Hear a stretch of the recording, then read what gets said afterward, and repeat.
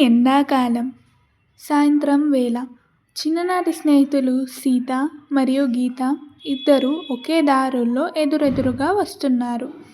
అప్పుడు సీత మరియు గీత ఇద్దరినీ ఒకరొకరు చూసుకొని ఆగుతారు. అప్పుడు సీత మరియు గీత ఇద్దరూ ఇలా అనుకుంటారు. మేమిద్దరం ఎప్పుడో కలుసుకున్నామని అనుకుంటారు. అప్పుడు గీత ఇలా అంటుంది. సీత, నువ్వేనా?